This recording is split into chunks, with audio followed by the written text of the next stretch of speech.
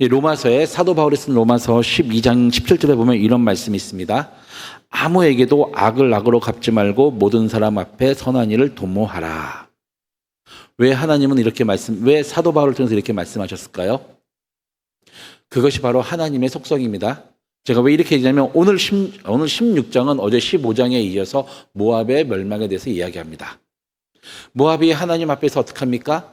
모압은 이스라엘의 형제임에도 이스라엘을 핍박합니다. 하나님의 사랑하는 그 자녀 이스라엘을 억압합니다. 그들이 멸망당하고 그들이 바벨론이나 아수르에 의해서 고통당할 때 모압은 좋아했습니다.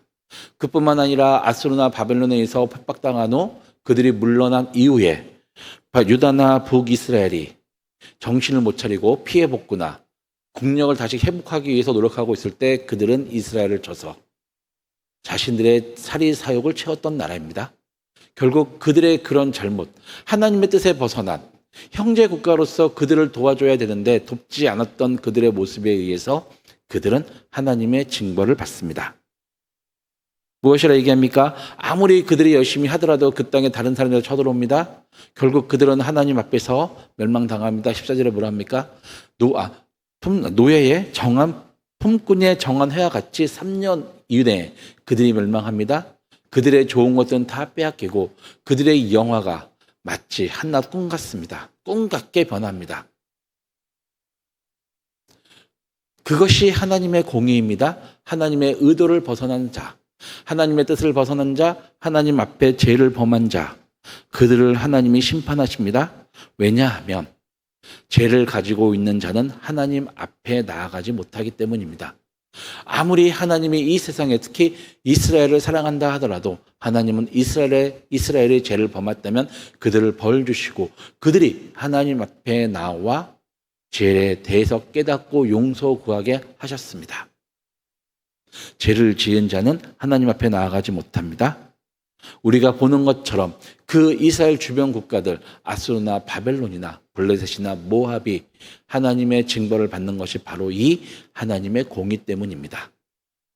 그러나 중요한 건 여러분, 이 오늘 앞에 1절부터 쭉 이야기할 4절, 특히 4절에서 이 하나님의 마음이 가장 최고조가 되는데 뭐라고 하면 1절에 뭐라고 합니까? 너희는 이 땅 통치자에게 어린 양들을 들이되 셀라에서부터 광야를 지나 딸 시온산으로 보낼지니라. 이 땅의 통치자는 이 땅을 만드신 하나님 여호와 하나님을 이야기합니다. 그 멸망당하고 징벌받으며 멸망당하고 있는 그 모압에게 얘기합니다. 너희가 지금 가서 이 땅을 통치하시는 여호와 앞에 가서 제물을 드리며 제사를 드려라. 너희가 살고 있는 그곳을 지나서 저 시온산 여호와가 계신 그곳에 가서 제사를 드려라. 그러면서 4절에 얘기합니다. 4절에서는 이제 4절에 제가 이해가 안 돼서 4절을 찾아봤는데 4절은 원래 이렇게 해석합니다.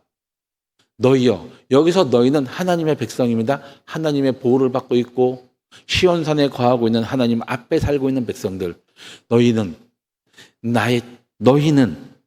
원래 이렇게 합니다. 너희는 모압이 그 핍박당하고 멸절당하고 억압당하고 쫓겨나고 있는 그때 너희 나의 사랑하는 백성이여 나의 딸 시온이여 그 성산 시온이여 너희는 모압의 피난처가 되고 너희는 모압을 그 사람들에게서 피할 수 있도록 너와 함께 거할 수 있도록 너희가 하여라. 이것은 그 딸 성산 그 시온에 살고 있는 자들에게 하는 모압을 향한 구원의 말씀입니다. 왜 하나님은 이렇게 하셨을까요? 분명히 그들이 하나님 앞에서 죄를 지었고 하나님의 뜻을 어긋난 자들을 그들에게 공의로 심판하시면서도 그들을 향해서 그들이 살 수 있는 길을 열어주셨습니다. 왜 하나님이 그렇게 하셨을까요? 바로 그것이 하나님의 사랑입니다. 우리는 많은 착각을 합니다. 하나님은 공의로운 하나님이고 하나님은 사랑의 하나님이라고 얘기합니다. 그러니 하나님은 공의롭기만 하고 하나님은 사랑만 하시는 하나님이라고 생각합니다. 그래서 우리는 남을 심판할 때는 되게 엄격합니다. 하나님의 법을 남을 적용하게 남을 평가할 때는 되게 엄격하게 합니다. 그 하나님의 공의만 적용합니다. 나에 대해서 판단할 때는 되게 너그럽습니다. 하나님은 사랑의 하나님이니 나를 하나님은 사랑으로 용서해 주실 것이야. 여러분, 아닙니다.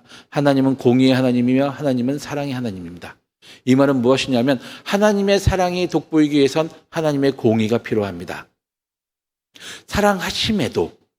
사랑하심에도 하나님은 그 기준을 변치 않으십니다.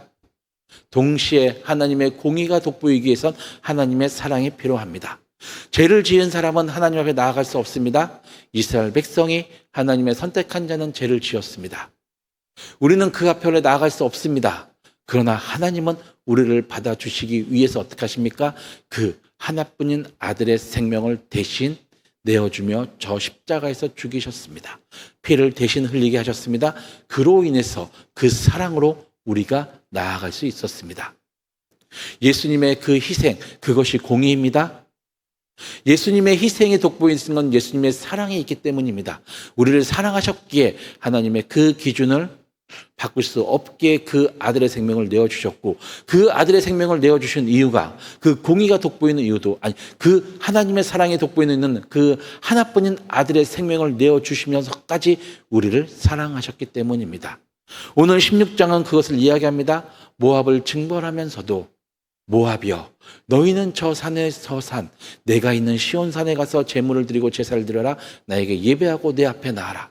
그러면 내가 너와 함께 하겠고, 너희가 멸절당하고 핍박당하고 멸망당하는 그 순간에도 내가 내 앞에 나와서 나에게 제물 드리며 내 예배를 드리며 내 앞에 있는 자는 내가 보호하고 피난처가 되며 그 끝날까지 내가 너와 함께 하겠다.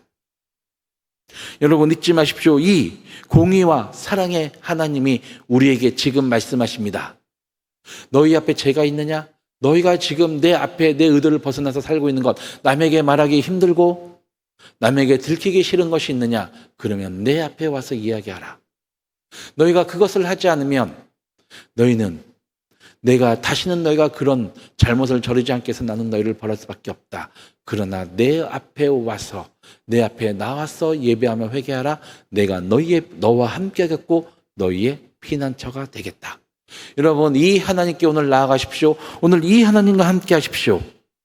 그리고 오늘 이 하나님의 은혜에 푹 빠져 사십시오. 그 은혜는 바로 예수 그리스도이십니다. 이 예수 그리스도와 함께하는 하루가 되십시오. 예수 그리스도와 함께하는 인생이 되십시오. 그럴 때 하나님의 공의와 사랑은 우리를 통해서 이 세상에 전달되고 우리를 통해서 세상 사람들이 알게 됩니다. 그러니 오늘 하루 이 하나님께, 이 예수님께 감사하며 같이 하고 동행하는 하루가 되기를 기도하고 축원합니다.